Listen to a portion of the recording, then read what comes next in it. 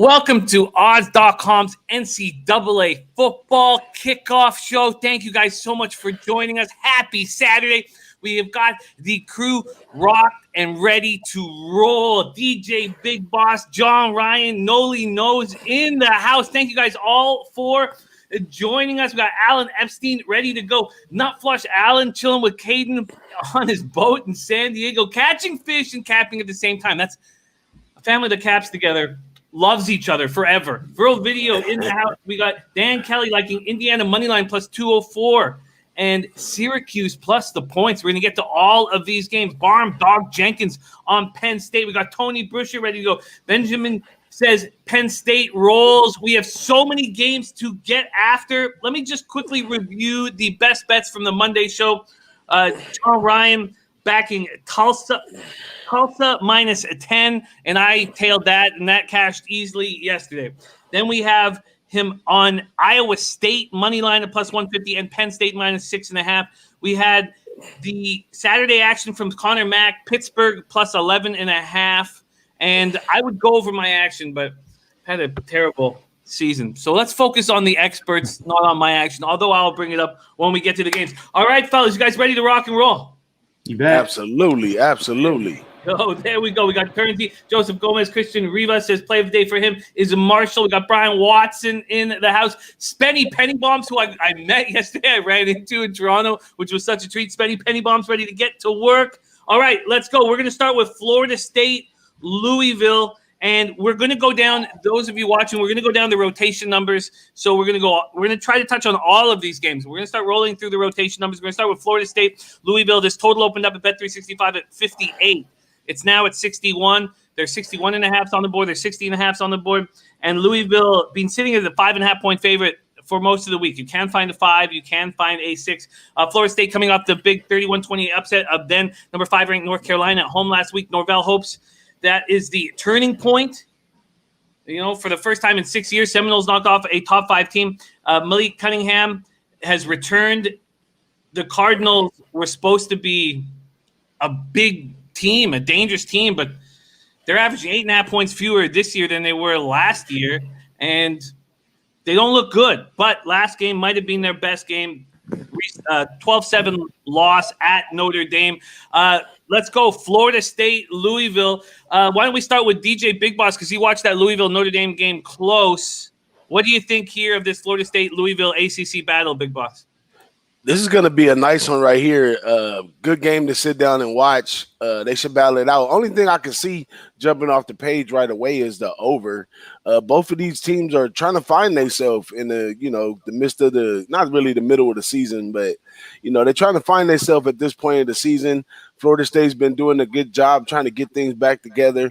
Louisville is just so explosive, but it all goes down in the trenches for Louisville, and sometimes the quarterback doesn't get enough time to actually get it to those receivers, but he got some fast receivers over there. They can score points. A little lackadaisical defense has been shown on both sides with Florida State and Louisville at time this year. So that means that tackling could be an issue over there. So when tackling's a problem, two teams like this, I'm leaning over on this one. We have an over lean from DJ Big Boss. John Ryan, what do you think of this ACC battle in Louisville, Kentucky? Well, I like what Big Boss is saying there with the over. I'm really pretty high on this new kid that started for Florida State last week. Travis took over for James Blackman in the game, and he actually leads the ACC with play-action pass completions of 20 yards or more. So if you look at his regular metrics, they're not much better than Blackman, and you wonder how they actually have been improved by this move. But when you see the ability now to add the play action passes with those gifted athletes that they do have at wide receiver, Florida State has become a much, much better team. And I don't think the line has caught up to where they actually should be lined as. So getting points here, I have this game lined as pick 'em. But I do like the over a little bit better. And I'll tell you why. The implied score with the total that's listed and the line is 34-28 Louisville. So both teams are scoring more than 28 points in this game. And if you believe that, The over is 66-26 with 4 pushes when Florida State plays games and scores 28 or more. Louisville is 29-14-2 over the total when they score 28 or more points. And believe me, just trust me, it's even better when both teams in the ACC score more than 28 points. The self-fulfilling prophecy for the over at that point. So I like the over. I agree with Big Boss here. An over, we'll see. John, do you think you'll get to the window on this over, or is it just what you it doesn't make your top group of? I'll let you know at the end of the show here. Alrighty, we have too many bets because that's always a bad thing to be doing too. But absolutely, I think this is a solid one. So we have both over leans. Let's go to Noli knows the men making unders great again. Can't be too pleased hearing that these guys like the over. Is probably not going to bother watching it at this point. Noli, what do you think of this spot, Florida State Louisville? I mean, when I look at this game, you look at both of their games last week, and I think two teams that overachieved the week prior.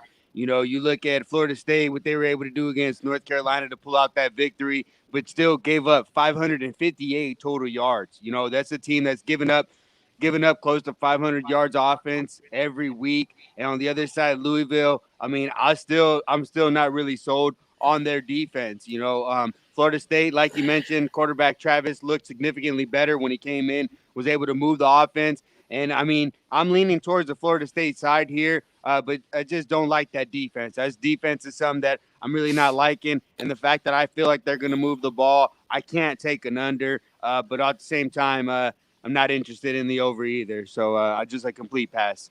A complete pass. There you have it. We are off and rolling. We got to keep the pace quick. So let's move on to number 23, NC State Wolfpack at number 14, North Carolina Tar Heels. Another ACC battle right here.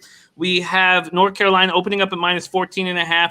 This went to 16.5, and it was at 16.5 when we did our show Monday. It is back to 14.5. This total has dropped from 64.5 to 59.5, and clearly earlier in the week there was a lot of concern at quarterback for the Wolfpack. Devin Leary, broken fibula, out 4 to 8 weeks. So Bailey Hawkman comes in, the transfer from Florida State, and he started earlier in the year when Leary was in quarantine because of COVID, and he played well in a 45-42 victory over Wake Forest. It was a season opener, 16-23, 191 yards and a touchdown, and he rushed for a score. And then in his second start against Virginia Tech, he struggled. 2 picks, got sacked 3 times, and then Leary came in and relieved him. So that was the issue with the spread moving to 6.5. The question is, do you trust Hawkman in this spot? North Carolina coming off the shocking first loss of the season, 31-28 at Florida State. And after a slow start, Sam Howell went 20-36 for 374 yards, 3 TDs, and 1 interception. NC State, Wolfpack, North Carolina Tar Heels. Let's go to John Ryan. I know you were very interested in this spot. Take it away. Yeah, you covered a lot of the points in this game already. I like the kid that's coming into the game now for the Wolfpack. They're gonna run a more conservative offense.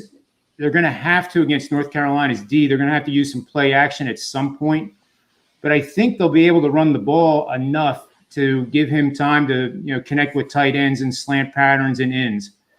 Time-consuming drives is what NC State is going to try to do to stay in this game. And the longer they stay in the game, the more North Carolina is going to feel the pressure from last week, where they lost. They walked in there pretty cocky, I think, and they got it handed to them. And coming off a game like that, where you start thinking, I guess we weren't ranked number 5 in the country. How good are we?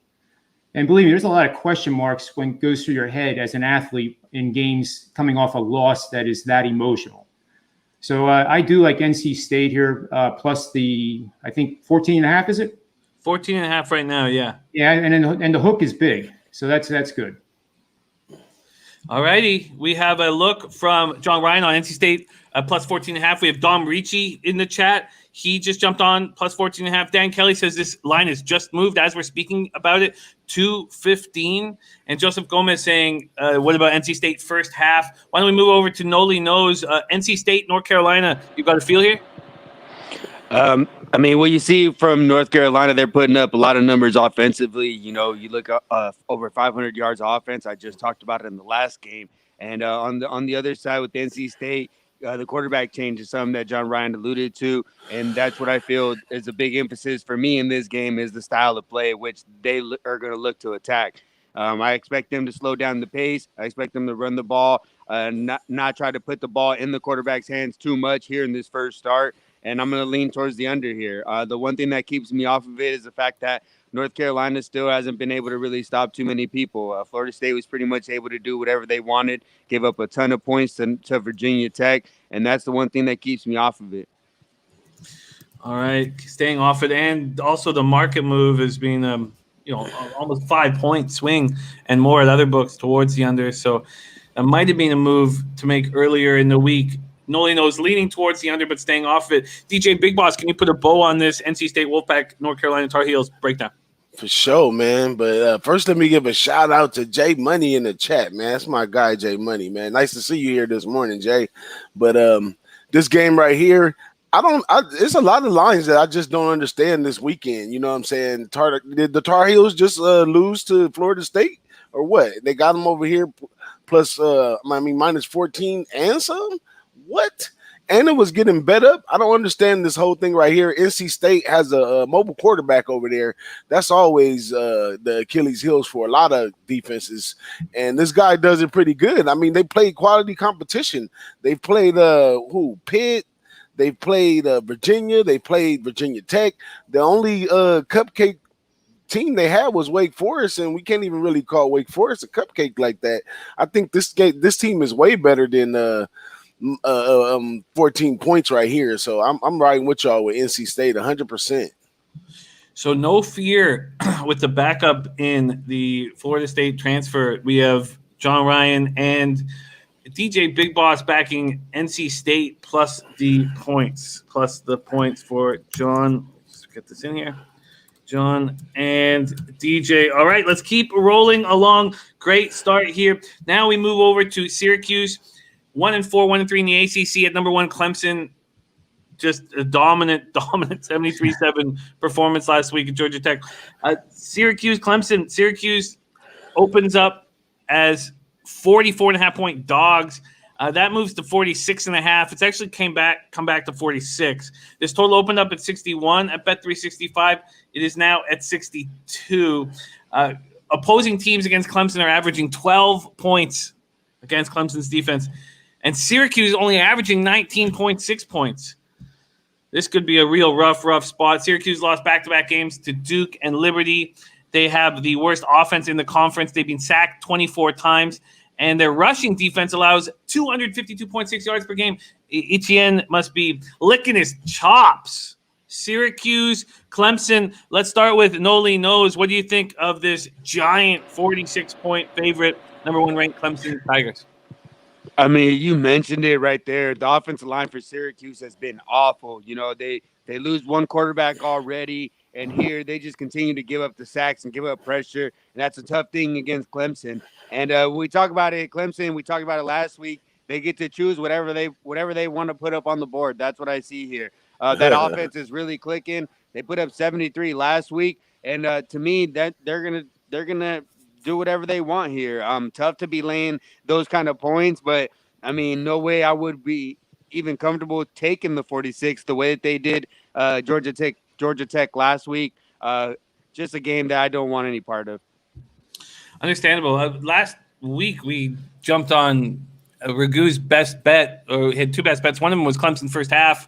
The first half here is at 28.5, and that's just I mean, these numbers that we're talking about. Big Boss, is there a move to make here?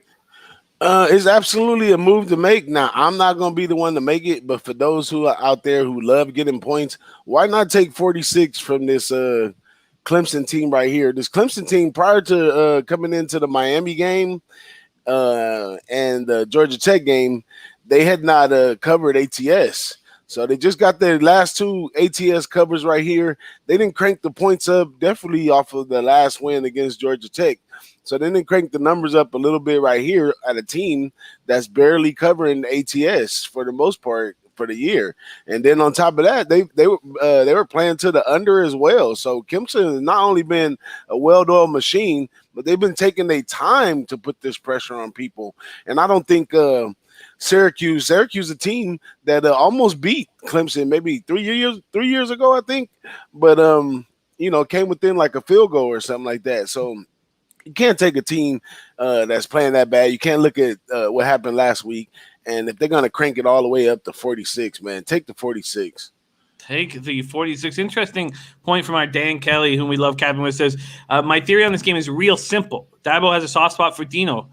In mentioning the 3 years ago that our guy, Big Boss, talking about, Q's beat Clemson as a 14-point dog. John Ryan, what do you think here? Giant favorite with number 1 Clemson. Well, with all due respect to Big Boss, I would take 46 if it was the first half line. And I say that kind of, tongue in cheek. But, I mean, Clemson put up how many last week in the first half? I just don't trust taking the dog that is walking in knowing that they're going to get destroyed. And, no ill will to Big Boss over there. He's a tremendously smart guy. But again, with these pivot numbers I come up with, I can sum this game up with this. Clemson in games where they score 42 or more in the history of the program, 99-2 straight up, 49-15 and to the over, and against the spread, 81-13 and 1 push for 86% winners.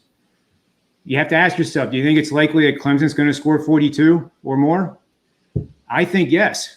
But I'm sure a lot of other people think no. So if you don't think so, then probably taking Syracuse is the right bet. Very, very interesting breakdown here from a 46-point favorite for Clemson. All right, there you have it. These games they're not. I'm sure Noli knows will not be watching it. Okay, let's move over to Georgia Southern at number 25, Coastal Carolina, and see what we are dealing with. Coastal Carolina opening up at -3.5, ranked for the first time. I mean, they only been in FBS for 4 years, but opened up -3.5. There are threes on the board, and if you want that 3.5, it's now big plus money. Oh, shit, I'm still on first half. My fault. Sorry. That's why I was looking at that differently. There we go. So Coastal Carolina opening at -4.5. You can get 5s or 4.5s. There's even a 4 on the board. This total opened up at 55.5 at Bet365. It's all the way down to 51. After beating number 21, Louisiana, Coastal Carolina moves to 4-1, and they are rolling, averaging 201.8 rushing yards per game. That redshirt freshman Grayson McCall looked very strong last out, and in 4 starts, 67.8% of his passes, 930 yards, 11 touchdowns, just 1 pick, 10.7 yards per attempt. That ranks 3rd nationally behind Mac Jones and Zach Wilson. Georgia Southern coming off 42-0 shutout of UMass last week. They run for 281.3 yards per game. So the Eagles lead the nation in time of possession. Coastal Carolina is 6th in time of possession. So the biggest difference here, because both teams use a run game, is the run defense. And the Chanticleers giving up 163.8 yards per game, while Georgia Southern holding opponents to 120.8 yards per game. So clearly they think the cappers, the market thinks that the clock is going to be rolling, and that's why this total has dropped all the way down to 51. Why don't we start with Noli Knows, because we're talking about a game that's moved big to the under. What do you think of this spot, Georgia Southern versus Coastal Carolina? Yeah, big reason that you see that big movement is the fact that Georgia Southern controls the clock, like you mentioned. You know, they ran at a very slow pace, only 62 points, 62 plays per game, and they've been able to have a lot of success early on. But in my opinion, against inferior talent, they beat up on UMass, and then they go and beat up Louisiana Monroe, but give up 30 points in that contest. And in their game against Louisiana Lafayette, they played a very depleted team in Lafayette, dealing with a lot of COVID issues that week. And on the other side for them, they got a lot of guys back, from which they had a lot missing against Campbell. Here against Coastal Carolina, I think their biggest test of the season. Coastal Carolina has looked really good, very physical up front, something that I like to see. And the fact that they've had a few extra days to prepare, you know, not the 7 days, they get 10 days here to prepare for the triple option, something that I like to see when looking for the Coastal Carolina side. One thing that I feel like God makers don't really adjust to is the quarterback play. And when you get a big upgrade in quarterback like we have here for Coastal Carolina, McCall has been lights out. The guy's made big play after big play. I'd like to see him run a little bit more, roll on his feet, maybe call a little bit more design runs. But I'm really impressed with the guy, and the physicality of Coastal Carolina is what really has me impressed. A lot of returners from last year. They had a close game, 30-27 last year. And I'm more so leaning towards Coastal Carolina than a total here. I like the way that they've been able to move the ball. Even if you look at the total, I still would lean. I mean, I would lean towards the under, but you've already lost a ton of value there. So I don't think I want to jump in there. I think it's very close now, but I think I'll be on Coastal Carolina today. Making a move on Coastal Carolina, and I expect the leading indicator books have moved it to 4. So I expect 4.5 to be across the board because there's still a bunch of 5s out there, and then 4 is to be coming right after. There you have it. Cappers in the chat liking Coastal Carolina as well. Let's move over to Big Boss. What do you think of Noli's move towards Coastal Carolina here? Me. Hey, I got a little song for y'all. We have come to the end of the road, and Coastal Carolina gotta go. Hey, this is a great team. I like Coastal Carolina a lot. I capped this out early in the year in my preview, and the notes on my preview says that Coastal Carolina will do well outside of conference, as they always do, because people, they're new to the conference, so people don't know what they really come with when they go outside of the conference. But then when they play interconference, it's a different story there. And they had a couple tests and they passed the test, but this is going to be one of the biggest tests for them right here versus this Georgia Southern team who runs that triple options well. And I get what Noli's saying. They had a little time to prepare for it, but there's one thing about a running game. When you can really run the ball, you can really run the ball. There's no lockdown defense for a great execution of blocking and running. That's 3 yards a pop every time. So I like the under a lot, but moving it all the way down to 51, it gives me no breathing room, Jimmy. I can't breathe. The neck is too tight. I can't breathe right there. So I can't jump on the under at 51. But give me the points. Give me the points and give me Georgia Southern. That's one of my plays today. I'm locking that one in right there. Georgia Southern plus the points. This is a lot of spots in here. I think it's just tainted from last week, tainted from what's been going on. But it's kind of like the 6th and 7th week when we play a normal season.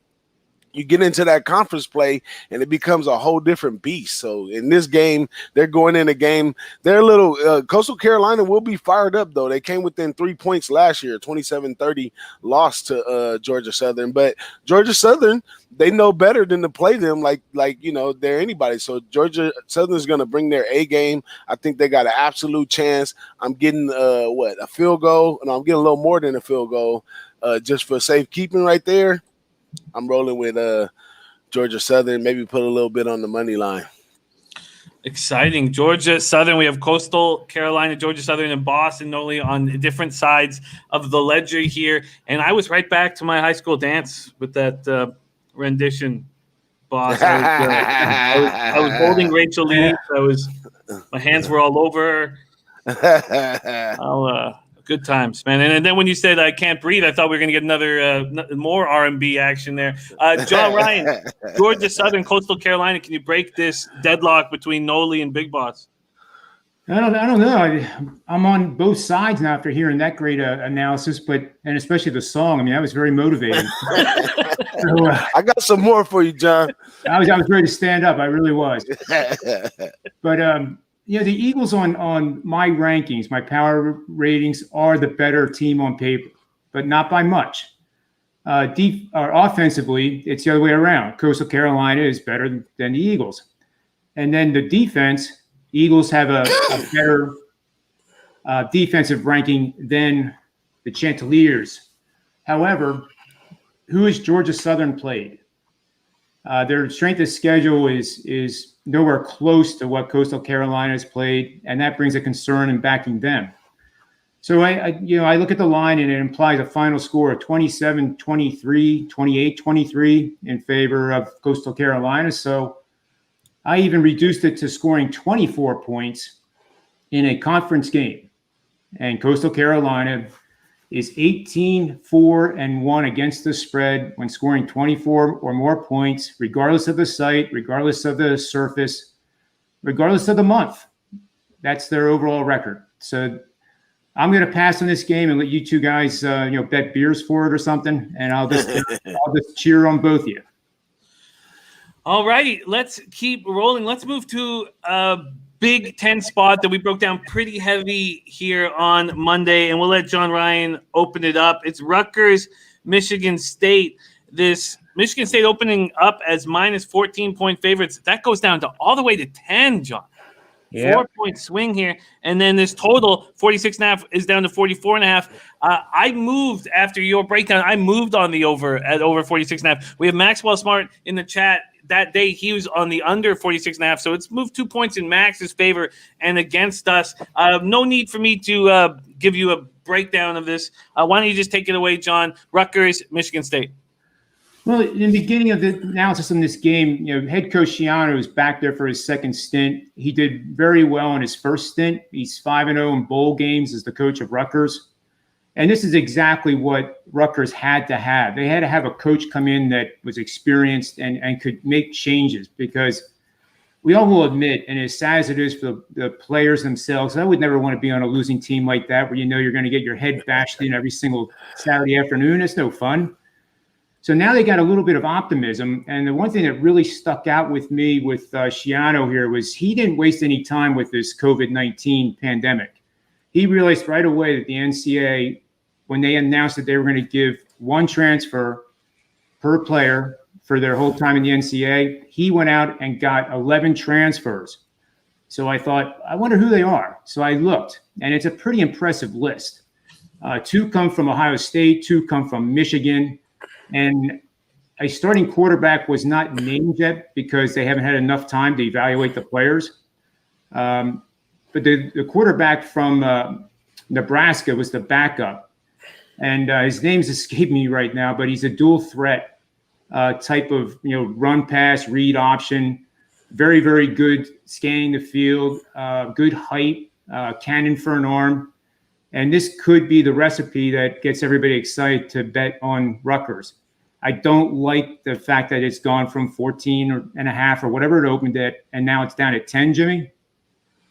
10 almost, I don't know. That's a big difference. But I did say on the show, I remember saying that I wouldn't be surprised if Rutgers won this game outright. So even at 10, obviously I'm not going to be as favorable with Rutgers at plus 10. But then you think of Michigan State and everything they lost. They have a new coach. Their defense was incredibly good in the Big Ten, but those guys are gone. And they seem to be in a mess. They have the most opt-out players in COVID this year in the Big Ten.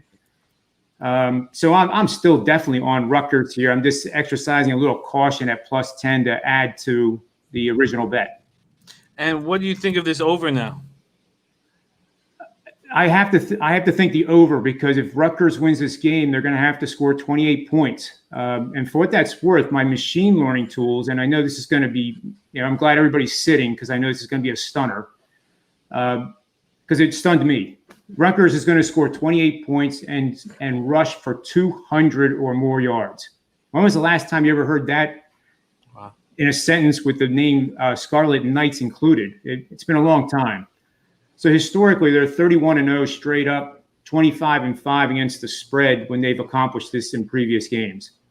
So that's where I really see the matchup is they will dominate the line of scrimmage and get that ground game going and actually have some fun maybe.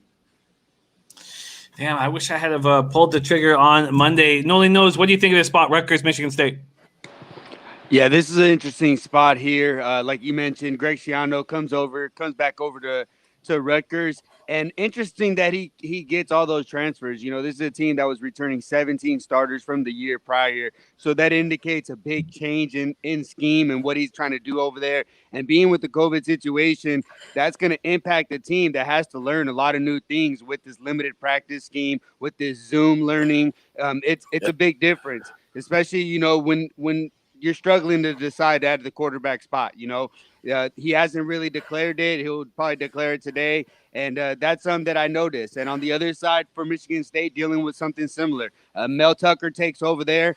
takes over there. He's a guy that's got a lot of background in the defense. He's a defensive-minded coach, and I read off a quote that I read from him, and he talks about being physical, demanding a physical, detail-oriented, and mental, tough brand of football. And what that indicates to me is similar to what they used to have, playing great defense and running the ball. And here, the big question mark for that offense is offensive coordinator Jay Johnson. Never really has had a lot of success here in the Power 5.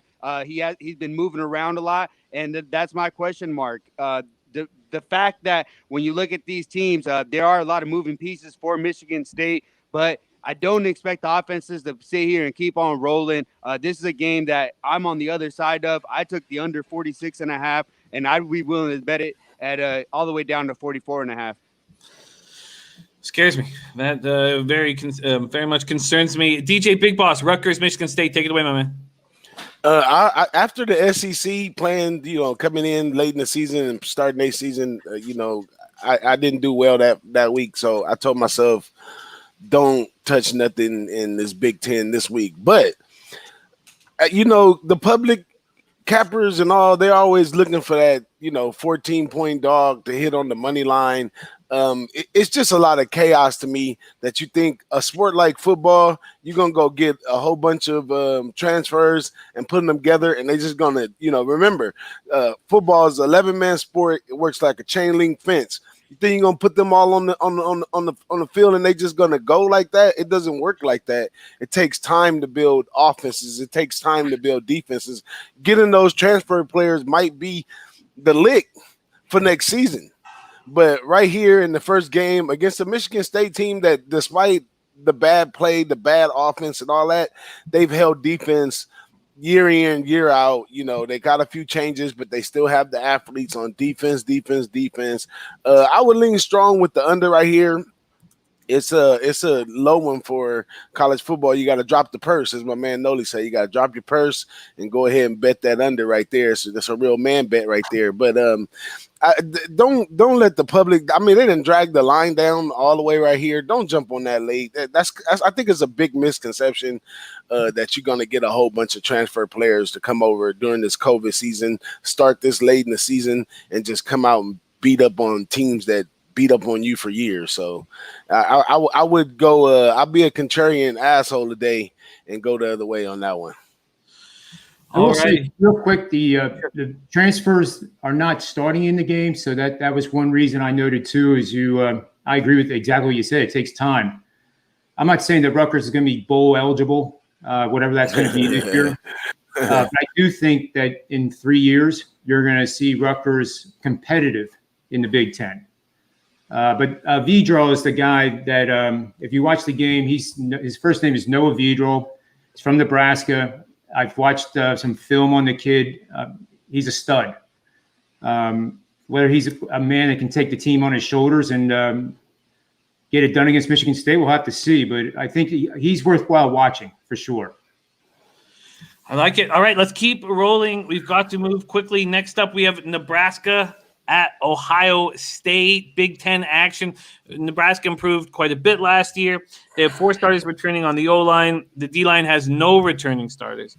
And now it's Justin Fields' chance to show that he is a superstar. 41 TDs, 3 picks last year, but the defense just returns 3 starters. So with so few starters returning on defense from both sides of the ball, of the Nebraska and Ohio State, this total has gone from 64.5 up to 68.5, 69, or 69.5. The leading indicator books have moved it to 69.5. I did jump on Ohio State at minus 26. Again, that's moved up to minus 28 at the indicator books. 27 or 27.5 still available. Let's go. If we're going to talk Big Ten, why don't we go back to John Ryan? I did move on Ohio State. Are you making a move here in Nebraska, Ohio State? I'm going to pass on this game, Jimmy, just because we don't know really what Ohio State is going to be in this situation. And Nebraska, to your point, has made a big step forward and expected to make another big step forward, but they're light years away from Ohio State. And for what it's worth, I have Penn State ranked number 2 in the Big Ten. It just happens that Ohio State and Penn State are in the same division, which is the East Division. But there's a long way to go for Nebraska to think that they can actually go head to head with Ohio State with the players and it's recruiting. And James Franklin, Penn State went past horrible at Michigan for 4- and 5-star recruits, but it's still way behind what Ohio State's able to do. The head coach, last name is Day, right? He's way different than Urban was with Ohio State. And, Urban was more of a Wall Street business, don't talk to me type of coach. This guy is teaching, and you can tell the players just gravitate to him as a leader. So I would not want to fade Ohio State for at least the first 3 games here. One thing, if I can say this too, and I learned this week, and I think it's important. We've all talked about having trouble tracking who's playing, who's COVID-19, et cetera, right? It's been a much tougher job to identify that. In the Big Ten, if somebody tests positive, they're out 21 days, no matter what. So as we all think, we don't want to see any of these kids get sick with COVID. It's likely that somebody will. And God forbid if it's against, somebody that's a star in the Big Ten, one of the top-ranked teams in the country gets COVID and has to drop out, it can change the landscape of what's going on. Personally, I think 21 days is extraordinarily cautious, but I think it's noteworthy to mention that because we all look at who's playing. Great points. Great points here. And this is going to be fun to see the playmakers on Ohio State. Get a look at some first-round draft picks also from the NFL draft coming up. Let's move over to DJ Big Boss. What do you think of the Buckeyes here? Let me type this up for you, Jimmy. Let me see. Ohio State, when favored by 20 or more points, usually beat the shit out of people. But this year they play Nebraska, and Nebraska fans usually come in and move the line towards Nebraska, and it didn't happen this time. It went up. So I wouldn't get in the way of Ohio State. They've already ranked high. They have to look impressive here, and they like to beat the dog shit out of people. And they will come and beat them from the beginning of the game to the end of the game, and Nebraska fans will go hide their faces somewhere, and they can't come out this year talking about how impressive they're going to look going forward and all this kind of stuff. Hey, they're fighting 27, 28 points right now. So if I had to take the game, I'd definitely take Ohio State. Yeah. And the shortened season means it's probably important to beat up on your opponents as much as possible. Noli knows, any last words on Nebraska, Ohio State? I mean, you mentioned a little bit with the defense. Ohio State always has a lot of talent to be able to compensate for those losses. And you look on the other side for Nebraska, you do expect an increase in talent and an increase of productivity in their offense under third-year coach Scott Frost. They expected some success under him, and here being his third year, I'd expect the offense to be a little bit better. The question mark is always Martinez, and that's the big thing. And you look, Ohio State 7-1 in the series, won the last 5 in a row. It's tough to step in front of that Justin Fields and that offense because you talk about how many returners are coming back. I expect the offense to keep clicking. So possible over if you want to lean that way, but I'm off that game. All right, we got to speed up. We still have a bunch of 12 o'clock games left. Next up, we have Oklahoma at TCU. Oklahoma 2-2, 1-2 in the Big 12. TCU 1-2, 1-2 in the Big 12. Let's see what we're dealing with here. Oklahoma opening up at -6.5. Now 7's across the board. This total has dropped fast. Opened at 64, all the way down to a 58.5. Oklahoma won this battle 28-24 last year. 6 of the 9 meetings between these teams have been decided by one score or less, but TCU's won just one of them. Oklahoma quarterback Spencer Rattler, 5 interceptions in 4 games, and TCU allowing 6 yards per carry. That is worst in the Big 12 through 3 games. Big 12 action here, and just because this game is moving so quickly to the under, 6-point move to the under. Why don't we start with Noli Knows? Do you agree with this market move towards the under? Yeah, not really under that I'm really looking to get involved with. You look at Oklahoma, no defense whatsoever, something that they never really practice. TCU does run at a lower pace, but they're going to have to keep up the way Oklahoma's been looking. You look at how much offense they're putting up, over 500 yards of offense a game, giving up almost 400 yards. And TCU's been able to move the ball successfully through the ground and the air. Yeah, I'm not interested in that total at all. Ramel Potts in our chat, TCU, OU, over. He says, Big Boss, what do you think about this Oklahoma TCU over? I mean, take all the overs in the Big 12. Take them all. Take all the overs, man. They don't care about defense. All they do is offense. That's all I've seen out of most of these teams over here in the Big 12, and I don't like it. Noli's taught me way better than that. It's dropped 6 points. I remember before the. You have to think at what point is it gone too far down, and you can say the same thing when these overs get destroyed. On Thursday night, I asked John. I was like, "Man, we see a 69 now." What the hell? I've lost my thought on that. Who the hell was playing on Thursday? I was like 69. How could it be 69? Arkansas App State. I was like, it's gone up to 69.5. Why don't we go under it? At this point, has this one gone too low? Oklahoma TCU. Let's see what John Ryan has to say about this spot. Big 12 matchup. Oklahoma TCU. Well, it's a peculiar line move, in my opinion, because you have the favorite going up a little bit and the total coming crashing down, which mathematically, and take my word for it, increases the probability by a few percentage for TCU to cover. So with that said, my lean here would be on TCU. And it's backed, we have this, I haven't mentioned this system yet, but I have one here. 67% last 10 seasons, not one losing season among them. 82, 41, and 1 push. You're going to play against road teams, which in this case is the Sooners, outscoring their opponents by 7 or more points per game after allowing 31 or more points in 2 consecutive games. So, that also, just the way I said that, means it implies the over as well, which is contrary to the trend move. So I don't have an opinion on the total, but I would think if TCU covers, it goes over. TCU covers, it goes over. All right, let's move on to a big SEC matchup. 15th ranked Auburn against Ole Miss. Both teams coming off disappointing road losses. Auburn coming off 30-22 loss to South Carolina last week. Ole Miss coming off 33-21 loss at Arkansas. Ole Miss ranked last in the country in scoring defense, 47 points per game allowed. And Razorbacks held the Rebels to a season-low 21 points, but 7 turnovers played a big part in that. We'll start right off with John Ryan here. Auburn, Ole Miss. Auburn 3.5-point road favorites. That's gone up to 4 at a couple books, and this total's gone up 6.5 points or 7 points, up to 73 at some books. John, take it away.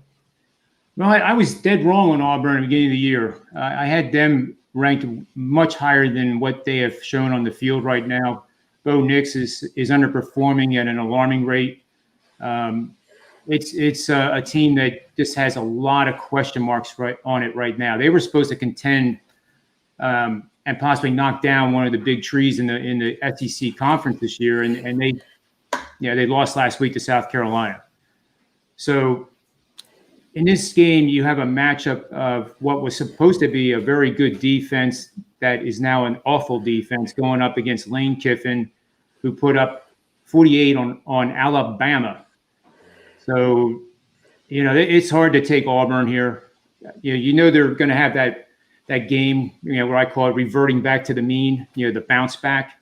But I just don't know if you stick your neck in here and go after it. So I'm gonna pass on this game, but at the same time, I love the SEC and I'll watch it to try to learn something. Yeah, understandably. So Auburn, 15th ranked, maybe too high. Nolan knows. What do you think, Auburn, Ole Miss? Yeah, I think Auburn continues to show their struggle in the offensive line. They're not giving them enough time to do much in the offense to really do the schemes that they want to do with Gus Malzahn and Ole Miss. You look at both these games last week. I think South Carolina and Arkansas are both underrated teams here in the SEC. Both teams that are overperforming. Arkansas was able to slow down the Ole Miss offense, and here against Auburn, I don't know if they're going to be able to do that. Their defense has looked a little bit better, but you look at Ole Miss putting up 540 yards of total offense and giving up 579. I mean, I mentioned it week after week. A team that I really have no interest in watching. I just don't like the style. I don't That's just it's not going to win you championships when you continue to just not play defense. So not a game I'm interested in. Big Boss, Auburn, Ole Miss. I tested the waters last week and I thought that the outcry about the awful play of Bo Nix and the Auburn team was an overlook right there, and they proved me to be absolutely wrong. So this Auburn team really is trash, and they really are on a downward spiral right here. And like we say, going against Kiffin, Kiffin's been impressive in the SEC. He's hit the ground running like he's been there with this team before. They did take a loss, but they played a great game. They can put up points. They showed they put up points in all the games. And Connor Mack's not here today, but he's the king of the home dog right here. We get a home dog situation. Give me the points with Mississippi all day. Oh, Jimmy, man. I'll add something really quick, Jimmy. Sure, please do. Going forward in my opinion, of handicapping Auburn's offense is limited, and it's because they have two targets, Anthony Schwartz and Seth Williams. They account for 44 targets each, 88 total, and it drops off to 14 after that for the season, not a game, but for the season. So until they get a third player to be reliable and dependable, when that occurs, and if it does, then I may be back to being an Auburn Tiger fan to bet. Yeah. I think that I'm leaning towards adding Ole Miss to my card. All right, let's keep rolling. Lee Smith saying Auburn hurting this year. Bo Nix is not the answer. Let's move over to Temple, Memphis. Temple got me right in the brown eye last week. After opening the season with 31-29 loss at Navy, they followed that out by squeaking out a 39-37 win at home versus USF. And then last night, we saw how bad USF is when Tulsa just destroyed them. And in the second half, Tulsa did that without 4 starters on defense. Temple trailed by 11 points in the third quarter, but 3 consecutive touchdowns to take the lead. Their defense has held opponents to 311.5 yards per game. So the defense hasn't been that bad. They're just letting up a ton of points. A Memphis defense, though, you want to talk about bad, dead last to college football, allowing 590.3 yards per game, but they're coming off this wild 50-49 win against UCF. Brady White looks awesome, 69.8% of his passes, 1,062 yards, 13 touchdowns. Memphis offense, without their star wide receiver, is rolling right now. Memphis opening at minus 13.5. Now 14s are on the board. This total opened up at 69, now 70. It is a shootout, which I know Noli knows it doesn't want to talk about and doesn't want to watch. But I love hearing him talk about these offensive teams. Noli knows, what do you do with Temple and Memphis other than just abandon it? I mean, I think the key thing when you look at Temple, overall their defense doesn't look that they're giving up too much. But when you're giving up almost 200 yards of offense, that's just not going to get it done. 200 yards rushing, And then on the Memphis side, they're giving up almost 600 yards. I mean, who are they playing out there? I don't understand it. They're just, you look UCF almost 100 points. That's not indicative of good football. And then on the Temple side, you let South Florida score 37 points. That was tough for me to watch. To me, I see points galore here again. Am I going to take over 70? I'm not going to sit there and cross my finger for points. I'm just going to move on to the next one. Understandably so. Big Boss, Temple, Memphis. We talked about the Temple team last week. I was on South Florida in that one. I don't know what people see in this Temple team that's supposed to be so spectacular, but they look like a bunch of losers to me. They lost to Navy. Navy, though, Navy doing tackling drills right now to try to get their team to that tackle. So they lost to Navy, and this here Memphis team, they are giving up a bunch of yards, but hey, they got a couple W's. They play some quality teams. They play Arkansas State. They have a high potent offense. They scored in that game, but it still fell under 70 though. And then they play SMU, who's a high scoring team, and still fell under in that one. And then they played this UCF team last week, and it went bananas on the chart. So I don't know. The under may be tempting in this game. It may just be slow. but it's not show enough value to even mess with it. So it's a pass. Another pass there. We got to keep the tempo up. We got to keep speed. We got lots of games to get through. John Ryan, Temple, Memphis. I'll be real quick. I agree with the under. Head coach Carey is 26-11 to the under after playing a game at home in all games he's coached since '92. And if you factor in coming off games of gaining 450 or more yards in 2 consecutive games, it goes up to 18-3 to the under. Wow. So that's pretty good stuff, but not enough for me to make a bet. Wow. And then hearing not enough for you to make a bet, and I'd put 3 asterisks beside it. Wow, that under. Noli, what do you think of that when you hear John Ryan's thoughts on possible under? I mean, I could understand a little bit. I mean, Temple is more so a team that I would look towards the under, but what I saw last week is really what's scaring me away from that. Maybe I don't know what it is. Maybe this COVID situation is just different this year, but I just did not like what I saw last week, and just the ability for Memphis to move the ball. They're moving the ball effectively both through the air and the ground. But mind you, their first 2 games did stay under. The total may be set maybe just a tad high, but I'm not interested either way. Interesting. All right, let's move on to the Big 12 battle between Kansas and Kansas State. Kansas may be the worst team in Power 5, coming off 38-17 loss at West Virginia. They've lost 4 games, by an average of 27.25 points. Les Miles going to want to run the ball, keep the clock moving, shorten the game. Wildcats are rebounded from an opening weekend loss to sit 3-0 in the conference, 3-1 overall, coming off a hard-fought 21-14 win at TCU. Kansas State, Big Boss, Kansas State now 20-point favorites in this rivalry. This total's dropped 8 points, 8.5, 9.5 at some books.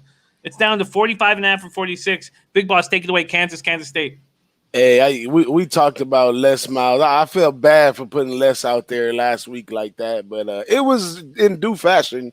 Ain't nothing changing over there. They playing a rival right here, so Kansas State will be trying to stick it to them. But don't go messing with Les Miles, y'all. Leave him alone. Give him a break.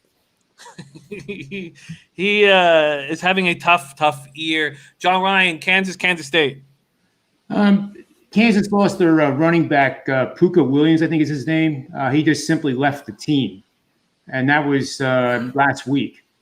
Actually, it was this week when that announcement was made. So, it's tough being on Kansas, even though you have a great coach in Miles. I would actually lean towards the points here.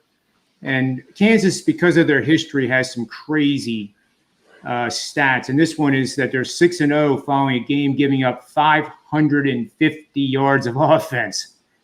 So I talk about those p-values and correlations and that kind of stuff. That has a very minimal meaning to this game, but it's kind of fun to say they're 6-0 because they're 0-4 and everything else. So it would be a very light lean on Kansas to take the points and see what happens. My man Mickey Cohen is on Kansas plus 20. Noli, anything to add before we move on?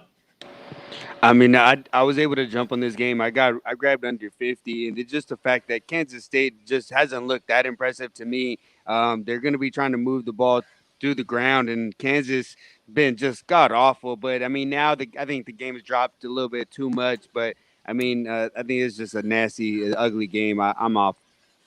Let's quickly touch on this Conference USA spot. UTEP, Charlotte, 49ers fresh off their first victory of the season, but that was 2 weeks ago in North Texas. They had missed last week's action with a COVID outbreak. They had FIU. UTEP snapped a 2-game winning streak with a 21-17 loss on the road against La Tech last week. The Miners actually outgained La Tech at 266-211. They missed out on playing Southern Miss last week after the Eagles announced COVID-19 outbreak. So we have COVID issues on COVID break on each side of the ball. Miners enter ranked number 16 in the country in total defense line, just 326 yards per game. UTEP, Charlotte, you don't need to spend much time if you're not interested in this spot. John Ryan, UTEP, Charlotte, anything for you? I have just one trend I'll just share. I have no play on the game, but there is a trend that some people might like is the UTEP head coach, I think it's pronounced Dimmel. When playing against a team with a losing record, they're 6-23 against the spread. So, again, I think it's a game you pass, and we'll just move on. Big Boss, anything to add to UTEP Charlotte? Pass. I haven't had a grip on no Conference USA teams or nothing. I pass. Noli knows UTEP Charlotte. Yeah, I'm on the under here. UTEP, now 4-1 to the under here. Team that hasn't shown the ability to really run the ball, but on the other side, they're shutting down the run significantly. Only 101 yards per game, giving it up, and teams that average around a little bit under the average of pace per play, about 70 plays per game. I'm on the under here. I like it. On the under. Hey, I kind of hear it in Noli's voice right there. I think that may be a play I might want to trail that one. I see it and hear it in his voice. Y'all write that down. It's just because he's been talking about these high-scoring teams for a few games, just sick to his stomach. Let's move to Mercer Army. And again, we do not need to spend much time here on Mercer Army. Army 30-point favorites, 30.5-point favorites. Mercer 0-1, 34-28 loss to Jacksonville State. Their only game they played this season. Their quarterback, Harrison Frost, threw for just 134 yards. Army won its third straight, improved to 5-1. So you have a team, an Army that's played 6 games against Mercer, that's played 1. They just won 28-16 over UTSA Roadrunners. Anthony Adkins rushed for 101 yards. Kate Ballard threw just 3 passes, completing 1. Army will have a huge advantage here against this FCS opponent. 30-point favorites. Let's go, John Ryan. Anything interest you at all here? Nothing does, Jimmy. I don't have anything to share. I don't have enough information on Mercer to even make an educated guess here. No worries. Big Boss, Mercer Army? Army's been today's leader in unders. I would take the under with Army right there. I definitely take Army too. Army kind of gets a break to play somebody, a little lesser, so they might get a chance to run up and down the field a lot, but I still would lean under. They have excellent defense. DT's on the under. Max is looking at Mercer. Noli, anything here? I'll agree with DJ. Maybe a look at the under, the way that they've been playing some great defense. I mean, mind you, against lesser opponents, but got another one here today. I lean towards the under. Wow, Pinnacle hanging that under at minus 146, so they don't want you to bet the under. Seems like the under is the look. I'm not sure if I will add that to my action here. Okay, those are all the 12 o'clock games. Great work, guys. Let's keep rolling. Let's keep the pace up. We have an hour and 1 minute before kickoff. We move to the 1 p.m. games. We start with Southern Miss at Liberty. The Flames sitting at 5-0. They open as 11-point favorites at Bet365. They're now 13-point favorites. This total opens up at 63, goes all the way down to 60.5 or 60. Flames coming off that 38-21 road win as a 3-point favorite against Syracuse on Saturday. The Golden Eagles last played October 3rd. So they beat North Texas 41-31 as a 1.5 dog. It's not played in the last 2 weeks due to their games against Florida Atlantic and UTEP postponed due to COVID issues.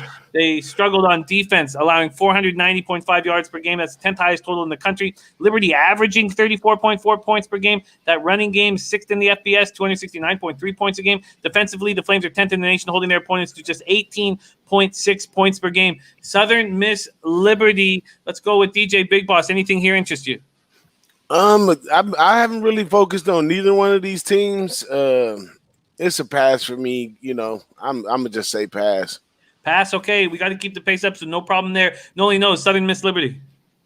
I think Liberty has looked really good to start the year. 483 total yards offense, only giving up 110 on defensive rushing. I think this is a Liberty team that's going to come in here and smack them in the mouth. I'm not on them, but minus 13, a possibility for me to add that. Max got Liberty at 10. Dom Ricci talking about Army first half. Says Army first half being fired dating back to last year. Dom, such sharp capper, listening to the breakdowns and figuring out the great angles. By the way, for those of you who missed that, Dom also thought, why not take Rutgers team total over at 16.5 after we broke down that game. So both very, very interesting looks. Army first half, Rutgers team total over, pretty sharp. Dom Ricci said Liberty showed me something last week. Max was right again. John Ryan, anything here for Southern Miss Liberty? Real quick, it plays on Liberty. This is a lean. You're playing against road underdogs that are bad teams getting outscored by 7 or more points a game, that are coming off 2 games where 70 or more points were scored in each one. That emphasizes the bad defense on Southern Miss's side of the equation. And Liberty is a team that is doing well. So I think you go with the betting line going up from 10 to 14 and lay the wood. Alrighty, there you go. Laying the wood on Liberty. Great job, Max, grabbing it at -10. There is a 1:30 game, SF Austin versus Abilene Christian. We'll just skip it. Let's move to the 2 o'clock spot, Tulane at UCF. It's the lone 2 o'clock game here in the American. Tulane 2-3, but 0-3 in the American. UCF 1-2 in the American. Tulane coming up 37-34 loss versus SMU. They're averaging with their rushing offense, Tulane's are rushing for 229 yards per game, and the Knights are allowing 213 rushing yards per game. Last week, UCF led Memphis 35-14 before falling apart. I was on UCF. Last week was awful. The Knights have won 5 of their last 6 against Tulane. Last year, they barely squeaked out a 34-31 win. John Ryan, Tulane, UCF, is there a move to make? I'm going to pass on this. You have different style of teams here. You have UCF averaging 636 yards a game offensively, and it's putting immense pressure on their defense as their defensive numbers are absolutely horrible, giving up 518 yards a game, 6.2 yards per play. I can't back either one of these teams because of that situation, and Tulane is running the ball damn well. So I have no opinion. Big Boss, Tulane, UCF. If I would jump in it, I would jump in it for the over. Neither team seems to play defense, especially spotty in different areas, rushing or passing. I would just go over in this game, but I'm not taking these 70-point overs no more. You got to watch the game all the way to deep in the fourth quarter before it even have a chance of cashing. So I'm off that. This total opened up at Bet365 at 72.5. It was juiced to the over. It's dropped down to 70. There are 69.5s on the board, and UCF 21-point favorites. Any move to make here? Nobody knows. Tulane, UCF. Honestly, I'm leaning towards Tulane here with the points. I don't see how UCF can continue to be these big favorites. I think they're being overvalued week in and week out, especially giving up over 500 yards of defense every single week. No defense, I'm not watching. Florida Atlantic at number 22 ranked Marshall. This game pops off at 2:30 p.m. Eastern time. This total opened up at 49.5, up to 51 and 51.5. Marshall opens up at 14.5-point favorites. That's gone all the way up to 17. FAU had a bye week last week. They last played October 10th. Oh, they were supposed to play October 10th, excuse me. But again, at Southern Miss, but that was postponed due to COVID-19. They've had 3 games postponed now. And Willie Taggart said 18 players, 9 staff members tested positive earlier this month. So they've been dealing with a lot of difficulties due to COVID. And Marshall dropped Louisiana Tech, La Tech 35-17 on the road last Saturday. And they're unbeaten on the year and big favorites here. Florida Atlantic, Marshall. Let's go with Big Boss. Anything to like here? I really like this Marshall team. It's coming along really well, but laying almost 17 in some places with this one is a lot of bit too much. I can't really lay the points with them, but I really like the Marshall team. They've been playing really good defense, been playing good to the under as well. But the 51, although it's up from 48, it's still not much breathing room in the college football game right now. So I'm off. All right, we have off. John Ryan, anything to like here? FAU, Marshall. I'll make it quick. I'm a pass. I see no edge on either side. And this just in, Maxwell Smart saying, I heard Coastal Carolina's quarterback is out. Information coming in from Max Smart right now. Thank you for sharing that with us. And let's move over to Noli Knows. FAU Marshall. FAU Marshall, I see the number creeping up, and I'm going to jump in on the under now. I got seeing a 51.5, and that's enough for me to make a move. I love the way the Marshall's been playing their game. They've been able to stifle the run, 68 yards rushing against. And Florida Atlantic, they look decent against the run and dealing with a lot of issues up front, but they were able to stop the run against Charlotte. And the fact that Marshall's sitting there running the ball 46 times a game, I think they'll be able to slow the pace and really not allow FAU to really do much. Maybe even possibly a FAU team total under, but I'm on the under full game, 51.5. An under 51.5 for Noli Knows. Also, our big Ragu coming in saying Tulane fade UCF today. Tulane fade UCF. Maxwell Smart liking your look on the under here. All righty, let's move to Notre Dame, Pittsburgh. Notre Dame, Pittsburgh. We get to the 3:30 games here. Notre Dame opening up at -9.5. There are 9.5s on the board. A bunch have moved to 10. This total's dropped 4.5 points all the way down to 43.5 after defeating Florida State and UCF by a combined 94-26. Irish squeak by Louisville 12-7 at home on Saturday. Pittsburgh coming off 3 straight losses. Last week, they lost 31-19 at Miami without starting cornerback Kenny Pickett. Joey Yellen came in, went 22 of 46 for 277 yards, 1 TD. The Irish in action on the road. Let's go to Big Boss. What do you think here? Another game going to be played in the trenches for Notre Dame. Kind of lost last week against Louisville, but Louisville, they had schemed up on Notre Dame last week. Itty Bitty Book, man. Itty Bitty Book is trash. You know, you heard it from me first. The guy, you know, Kelly keeps trying to get the guy to have some heart. Now, we see all these miraculous runs that he makes for scores and stuff like that. But when he really needs to stick his head down and get those extra yards or do what he got to do to get out the pocket, he's not doing it. And he's easily confused on defense.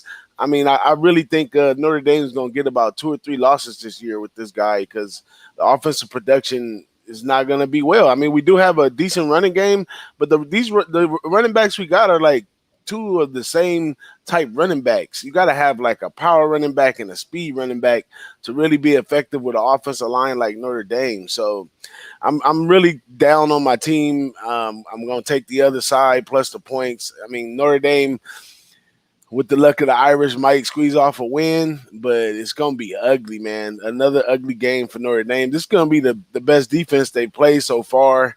Book's going to be tasting some dirt. Kelly's going to be pissed off at him, trying to get him to stick his head in the ground and go, and he's not going to respond. But the defense, they're going to get the short end of a stick, get played out on the field a little bit too long, and they're going to give up some points, and that's what's going to cause the game to be close. I fear if Notre Dame goes down by 2 touchdowns because I don't think Book could bring us back. So I'm going to sprinkle a little something on the money line with Pitt too. Wow. I like that breakdown. What do you think, Noli knows Boss going against his Irish?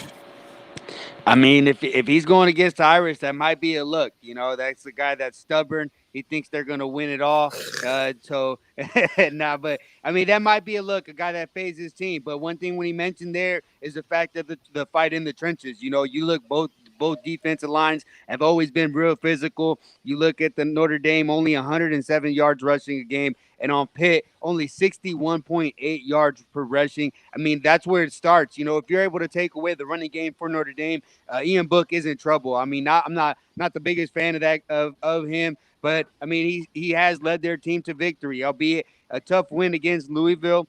But here in this matchup, I agree wholeheartedly about the trenches and a big physical fight. You look last year, 19-14, and that's more so what I expect. And then the fact that Pittsburgh, without Pickett, their offense just isn't the same. So I would lean towards the under. I don't like that you're on the back end of it, but I would lean that way. Leaning towards the under for Noli knows. Let's keep the pace up. John Ryan, Notre Dame, Pittsburgh. I agree with what both these guys said. I think Pittsburgh is in position to win this game outright. I think Notre Dame, for lack of a better word, and all due respect, they stink.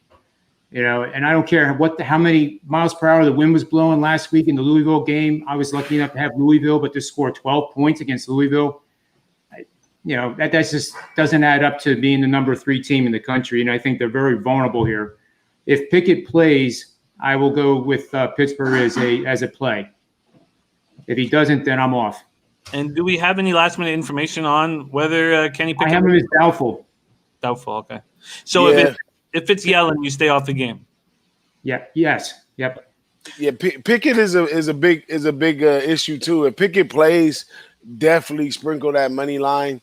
If Pickett doesn't play, then you might want to back off a little bit. I mean, Kelly can almost coach yourself out of anything, but I haven't seen the players respond to Kelly like they usually do. This group right here kind of just does their own thing. They run the system, but like I said, if we go down by 2 touchdowns, Kelly can't just rally them like he's been able to rally some of his other teams because they don't produce on offense like that. Yeah, I can't agree more. All right, let's move over to number 2 ranked Alabama, 4-0 in the SEC at Tennessee, 2-2 in the SEC. Tennessee was another team that got me right in the bottom mouth last week, badly embarrassing. Tennessee 34-7 lost to Kentucky last week. Alabama coming off that big win over Georgia. Alabama's won 13 in a row over Tennessee. Only 2 matchups were decided by 7 points or less. That was in 2009 and 2015. Number 2 ranked Where the hell are they? Sorry, let's get this up. Why can't I find it here? Too many games. Alabama opening up at minus 20. They're now at Bet365. They're now at 21.5 for 22. This total's gone up 4 points from 62 to 66.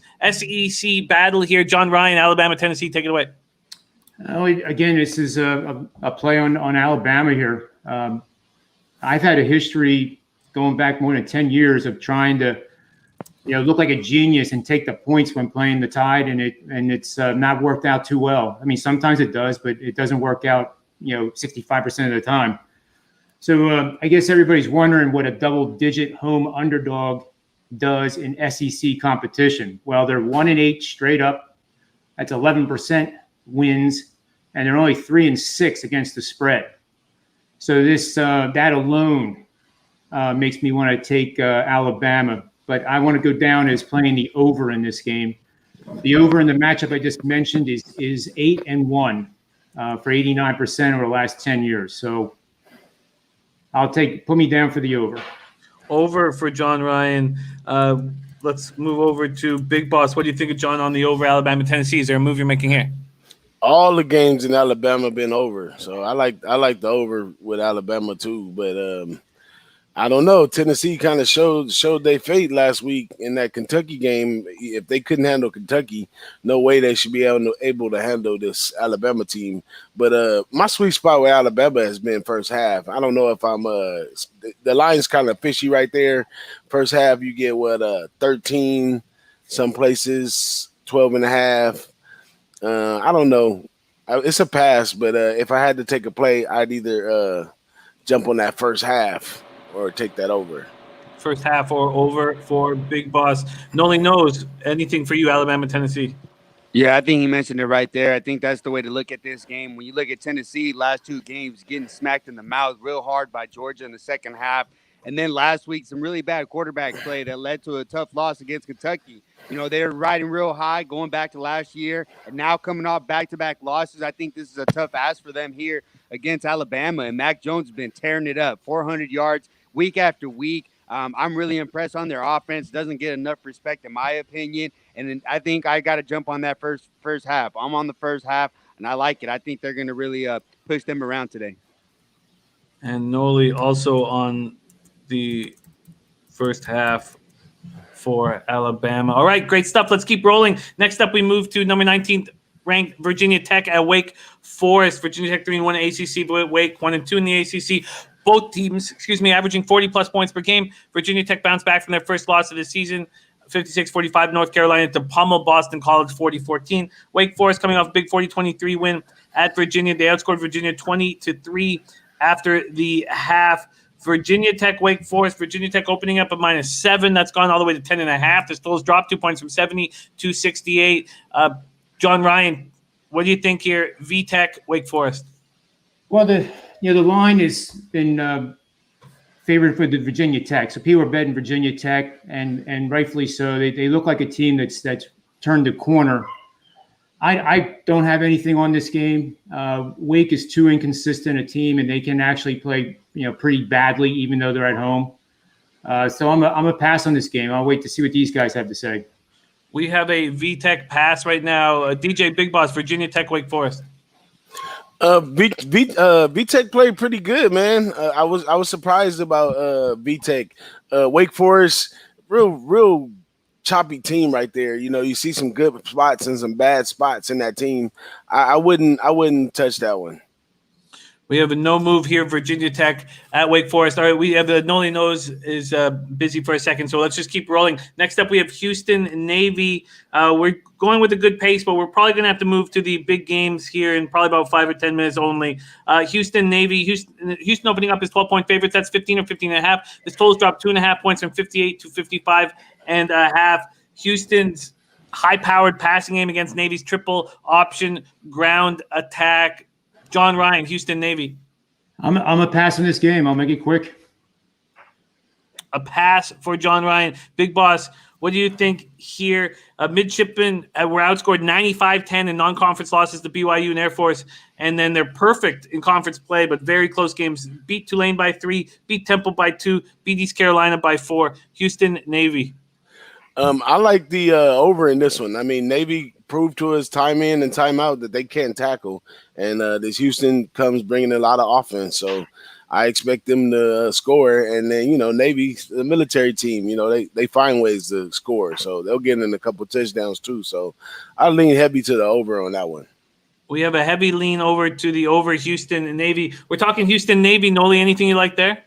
I was leaning towards the Houston side. Now sitting here at the 15, don't think I'm going to be getting involved, but I think their defense is significantly better than what you see on their totals here. They faced a tough BYU team, and the points total we see against Tulane was caused by 5 turnovers in that game. So their offense is very potent, and I expect them to really take over this game.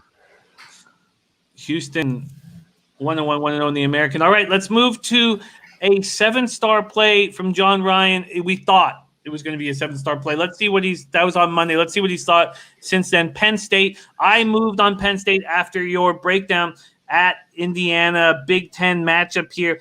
Penn State opened up at -6.5. We saw 5.5s throughout the week, and we are back to 6s. So there's 6s across and some 6.5s. 6s and 6.5s here.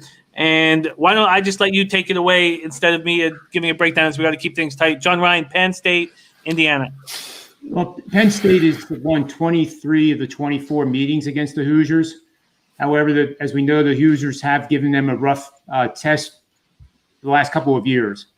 And a lot of that reason is the Big Ten is similar to the SEC, where you're playing ranked teams just about every week. And when you play back-to-back ranked games and then have to travel to play in Bloomington, it becomes a battle, or even Purdue. So this is the opening game. And unfortunately, next week, Ohio State comes to Penn State. And I say unfortunately because no fans will be in the stands for the entire season in the Big Ten Conference. And in case you didn't know, there's 111,000 people in the Happy Valley Stadium, Beaver Stadium. And it gets pretty loud. It's the second biggest stadium in the nation. So they lose that home field advantage when they have to take on the Buckeyes. But in this game, I can't imagine James Franklin making a coaching mistake and not having his team ready to go out there and just tear them up. They have a lot of stuff coming back on offense. The quarterback is going to be improving. They lost Parsons to an opt-out, which would have made that defense. I mean, arguably, he was probably the best defensive player in the nation, and I can make a case for that. Losing him is significant. But for once, with all the successful recruiting that Franklin's been able to do since he's been there, they're deep. In running back, they lost the kid that is out for the year with a serious illness, and they have 4 guys that can pop in there at any time and contribute just as well. So I think Penn State is a serious play for me. I call it a 4%er. You never, as a rule, you never want to bet more than 5% of your bankroll on any one game, and this is about as close as you get to the max bet for me. I like it. I jumped on it. What do you think of a 4%er for our John Ryan, big boss on Penn State? I love it, man. But today's world is so sexual, man. They're just so sexual about everything. Penn State has some little sexual stuff going on years ago, and they just can't get that dark cloud from above their head. This line should be way above this 7 right here versus Indiana. But, these guys setting the line, they're so sexual that they set this 6.5 out here for people to take advantage of it. And I think Penn State's an excellent team. They play really well on the field. And I think they're just being doubted year in, year out because the sexual stuff that be going on over there. Let's move over to Noli knows right away. Penn State, Indiana. I don't know about all that, I don't know about all that extracurricular, but here in this game, you look for Indiana. They are returning a lot of production from last year, albeit not very much production. And on the other side of Penn State, I just believe that they are the much better team. When I look at this game, I mean, it's got to be Penn State or pass. Not really a game I really want to get involved, though, here early, though. All right, we got a couple, some big games that we need to talk about, but we do want to give everybody about 20 minutes to get to the window. So we really only have about 19 more minutes. We have another Big Ten spot here. Let's go Iowa, Purdue. Iowa, Purdue. We didn't get to this game on Monday. Let's see what we are dealing with here. Iowa opening up at -4. They're 3.5 on the board. There's a 3. This totals come from 15.5 to 52. John Ryan, Iowa, Purdue. Well, this is a game of teams that are in the middle of the class, so to speak, in the Big Ten. Neither one really has a realistic shot at winning their division. I have Iowa aligned as 13-point favorites, and I think you said they were at 3.5. So based on that alone, there's value right now in taking Iowa. But I'll tell you right now, I hate that word value, because if there's value in something, there's a reason for it. And, this is a game that in the Big Ten, and I love the Big Ten, I pass on this game. I want to see how these teams play, maybe 1 or 2 games, and then come in and take advantage if there is one. So, again, quickly, I'll pass. A pass from John Ryan on this Iowa-Purdue battle. Big Boss, anything here? I pass. Like I said, I'm sitting out on a lot of these Big Ten games, and this one, we don't know what we're going to get out of these teams. Noli knows, Iowa, Purdue. This is a game that I'm leaning pretty hard towards the under. Iowa, I expect it to be a ground and pound type of team, a real physical team. That what you see more typical of what they do. I mean, the only thing that I would be on the lookout would be for the big play, more for Purdue. Big guy came back, decided to come back. A lot of talent, a lot of breakout ability. But I'm not sure if I'll make a move, but I'm leaning on the under. Now we move over to Baylor, Texas, and this is a spot that really blew up in my face. I got the worst line you could possibly imagine on Baylor. I panicked on Monday watching it drop, and you can get plus 11.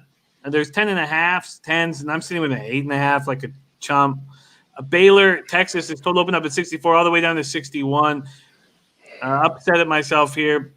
John Ryan, Baylor, Texas. I'm pulling it up here right now. It seems like the betting flows are on the home favor, which is Texas.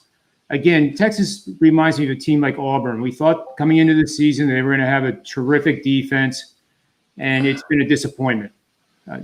They planned to be 4-0. They're 2-2, and the defense is still a big question mark on a unit that was supposed to be one of the best in the country. Baylor is in a rebuilding year on defense, so this may actually help the Texas offensive scheme. Baylor has 2 guys coming back from last year's defense.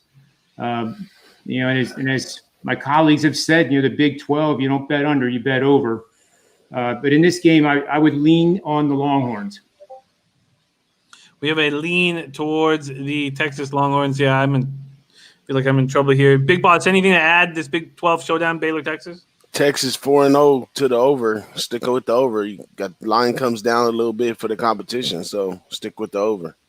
That's at 61 right now. Noli knows anything here, Baylor, Texas? Not so fast. I'm leaning towards the under.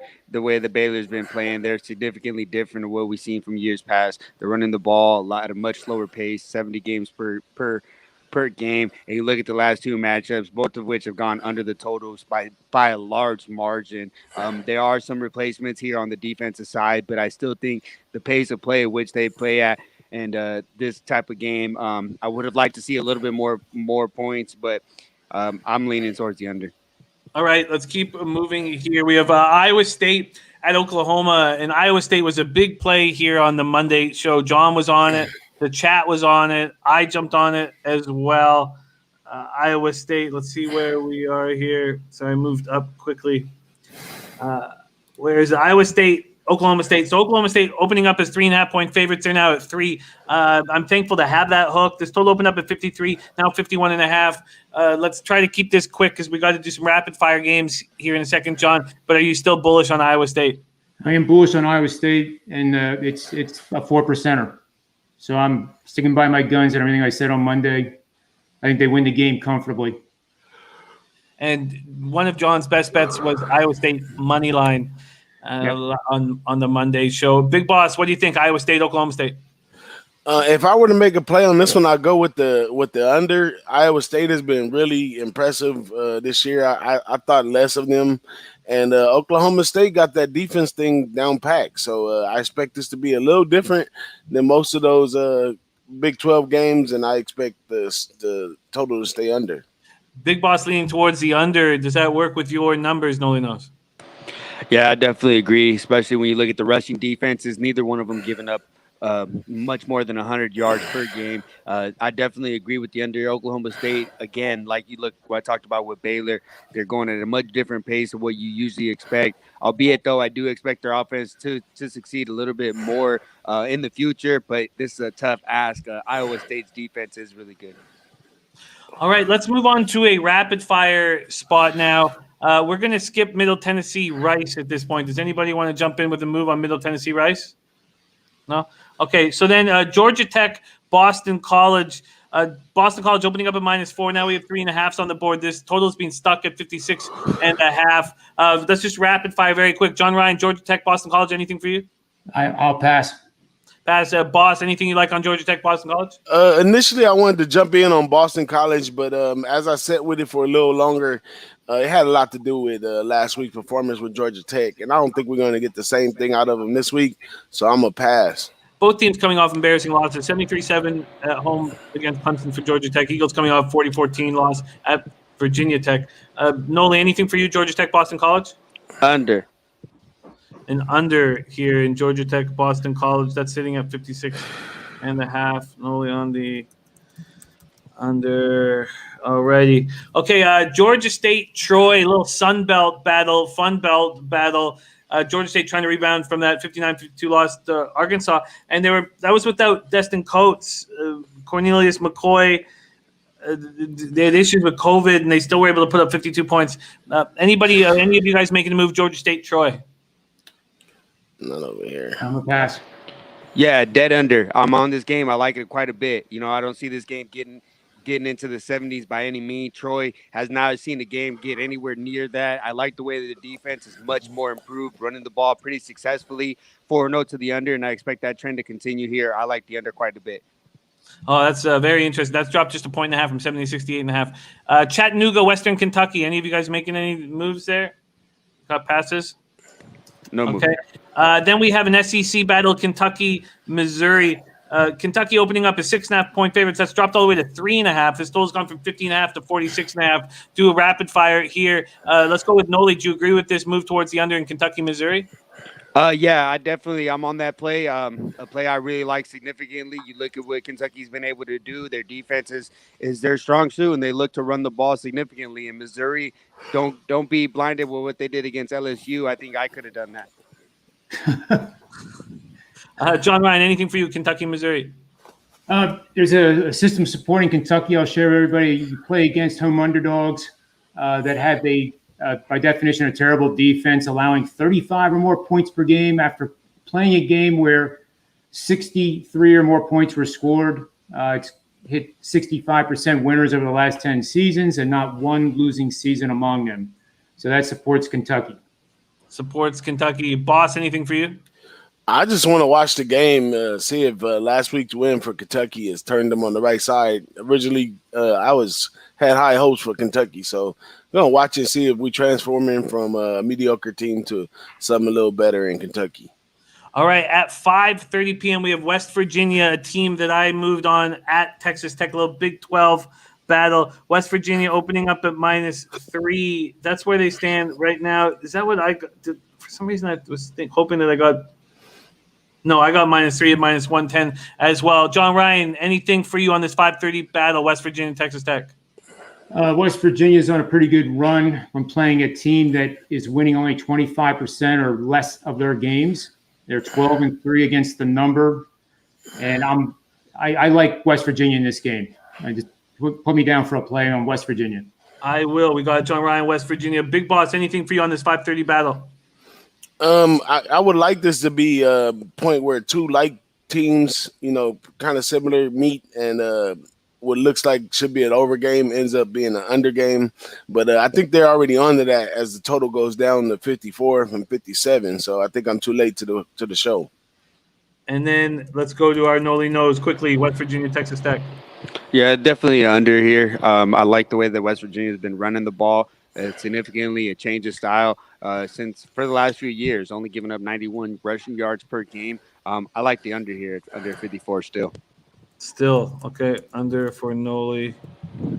All right, then quickly, 7 p.m., we have South Carolina, LSU. South Carolina, a look for for our big Ragu. And, LSU starting a freshman, and that's this has gone from 6.5 to 5.5, 4.5, or 4. South Carolina, LSU, is there a move for you to make, John Ryan? I'm going to pass on this game. We'll mention one situation here that's 7-0 in favor of LSU. And don't be fooled by this because it's against good passing teams that complete their passes in games played over the last 2 seasons. So I bring this up only because you have to be careful when you look at these team trends and you see 7-0 and you go, oh, my God, that's great. It really isn't because it was based on stellar teams that one of them won a national championship. So you have to throw that out the window. And that's one of the many reasons why I'm a pass here. We have a pass. Big Boss, South Carolina, LSU. Anything for you? Oh, man, I really like this game. I think the line setters looked a little past South Carolina. I think the line should be the other way around. It's no puzzle that this LSU team is nothing like they used to be. And if you get into pull a couple layers off of it, Orgeron's not the best coach, man. He had a great coaching staff last year that helped him get to where he was. Well, he was trying to save his job at the time. And now he doesn't have all that extra tools and equipment with him. He's out there by himself. And Bobo, I tried to go against Bobo. He's done a good job coming into the SEC. He's been looking really well. So I'm back in South Carolina. That's one of my plays today. Oh, we have a boss move on South Carolina. Nice job. Probably got that at a nice point. All right, we got to go quickly here because there are games that we want to talk about. So we have a Sun Belt spot, Louisiana, Monroe, South Alabama. Any of you guys making moves on it? Not for me. Nothing. Okay. Then we have our first Mountain West spot here, Utah State, Boise State. I know Mountain West is where you do it best, boss. Are you making a move, Utah State, Boise State? No, I'm not on the Boise State, Utah State. It's going to be a good game, though. Utah State is going to be a team to look for this season. Secondary's nice. They putting few key pieces together, and they're going to be looking good. So I expect them to play a hard-fought game in this one, but it's that first week of teams that have been on that long layoff. So I'm kind of hesitant on this one to jump in the fire right away because Boise State, they're really consistent in the Mountain West. So you can't just assume anything. So Utah State has their work cut out for them. We could be looking at an upset if they really what they say they are, but we'll see a little later on today. This total opened up at 57.5 down to 52.5 for 52, and Boise State opened at minus 14.5 and now is at minus 17. Then we get John and Noli, I'm gonna just hit DJ with these Mountain West spots. Are you guys do you have any interest in that Utah State, Boise State spot? All right. Wyoming, Nevada next up. Woo, now we get down to the nitty-gritty right here. Now, these are two returning teams with some returning players. Both was quarterback-wise suffered injuries last year on the Nevada side and the Wyoming. Now, Wyoming kind of has a dual quarterback with Sean Chambers and Levi over there. But Nevada gets Carson Strong, a healthy Carson Strong. Guy stepped up to the plate last year. If he develops this much, this team is going to do really well. They got some defensive pieces that look really nice over there. This game could be leaning a hard under, too. Everybody know Wyoming brings the defense, big-time running game. Nevada's going to bring defense, but they also have a passing game. But one of the strengths to Wyoming defense is the secondary as well. But this year, they got a few changes in that secondary, so that's going to be tested today. I'm looking high for this Nevada team to show out today. So I'm heavy on the home dog right here. Give me the 3 points with Nevada. Wyoming, they usually take advantage of teams in Wyoming. On the road, they're not as good. So I'm taking Nevada all the way right here. Wow, so Sportsman of the Year. That's a very interesting look. Noli, John, anything for you to add to that spot? I'm real quickly. I'm actually going to play Wyoming here with all due respect. I like their head coach, Craig Bowles. their offensive line is mammoth. You take a look at the size and weight of these guys, and they're going to push people around, and that ground game is going to be a lot better, I think. And on a skinny line like this, I'm willing to take the risk with the Cowboys and what I think to be the better coach and the better offensive line. Right, it's definitely the better offensive line, man. That guy has 10 stacked on the offensive line. Lost 2 or 3 of his best linemen last year. Still got 2 coming back, and easily replace them with the line. But they had that line last year. They were that strong last year, and they still took losses. Sorry to interrupt, but we got to keep moving quickly. Anything from you here, Noli? I'm agreeing actually with the Nevada side. They returned 5 starters on the offensive line, and the identity on the other side for the defense on Wyoming, they're lacking linebackers right now, and that's a big issue. They're running like a hybrid air raid over there with Nevada, and DJ talked about it. 6 wins at home last year, 8 total wins, only 2 on the road. They're not that great of a road team, so I'll be picking on that as well. Okay, we got to move very quickly, and I want you guys to get your best bets set up while we're doing this. Next up, we have a Big Ten spot, Maryland, Northwestern. John Ryan, is there anything that appeals to you here? Northwestern opening up at -8, now 11.5.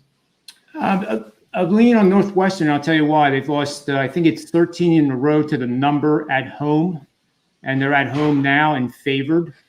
They have 10 offensive players of the 11 back on the team. They have 9 of the 11 on defense. So it's more than a lean. I apologize for saying that. I like Northwestern here, laying the wood. Laying the wood with Northwestern. Noli, boss, anything to add? No, I'm off. No wood laying.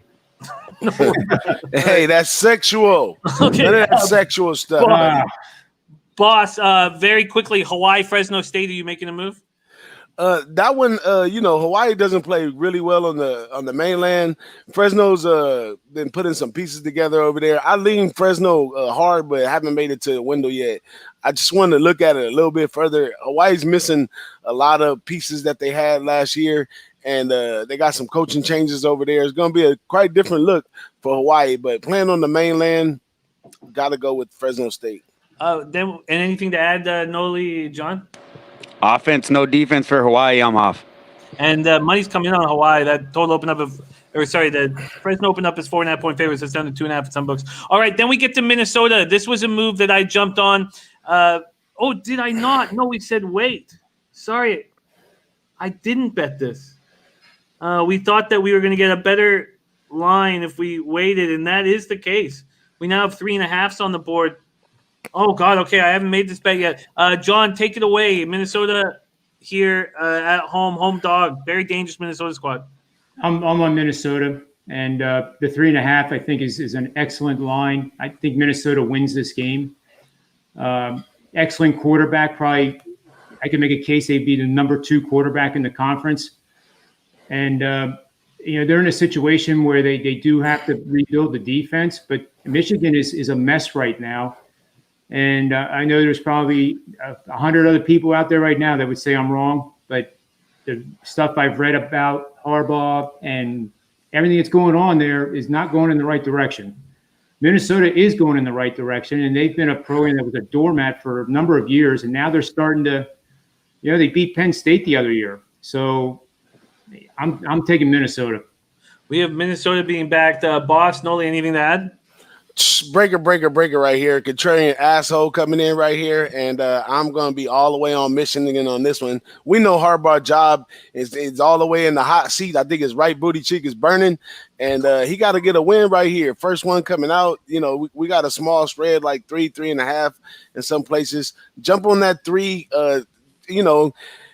Everybody's always in their emotions about college football. They're all balled up because of the season that Michigan had last year. Harbaugh's not really working out, but at some point they had to pick up the pieces and move forward. I'm sure he's able to recruit well, do some other things well, and I think he gets it done against Minnesota today. It's going to be very cold in Minnesota. I can't wait to watch Rashad Bateman, first-round pick next year in the NFL draft.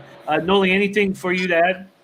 I mean, I'm not sure if a burning butt cheek is a good thing, but here, what I do know is that Michigan is typically a team that plays a lot of defense. There is a lot of question marks on the offensive side. I was leaning towards the under, but not a play for me here early in the season. All right, we've got to put a bow on this, but very quickly, Virginia, Miami. Are any of you guys making moves on that spot? No move for me, but might be a spot for Miami to regress a little bit right here. If anything, I would take the points. Okay, if anything, take the points. And then we have Big Ragu on Cincinnati money line against SMU. Are any of you guys making moves on Cincinnati SMU? I love that play right there. Cincinnati's such a wonderful team over there playing offense and defense. So I like that play. You like that? What do you guys think about that, Ragu on Cincinnati? I disagree with the fact that Cincinnati's been playing offense. The fact that Ritter is not the quarterback that I like a lot, and the fact that they're already talking about going to a quarterback change. One thing that you can rely on is Cincinnati playing defense. This has been the most profitable team going back to last year to the under, and that's an angle that I'm going to continue to look at. SMU defense is much improved, and I expect them to slow down this SMU offense. So the ability for them to play defense, and really the offense is what is my concern for Cincinnati. I'm on the under here. We have an under look here from Noli Knows. Okay, Noli wants the wood. And then we have Texas State, Brigham Young, BYU 30-point favorites. Why don't we just get your best bets together? And Big Boss, are you making any moves on those 10:30 p.m. late games in the Mountain West where you do it best? UNLV, San Diego State, Air Force, San Jose State.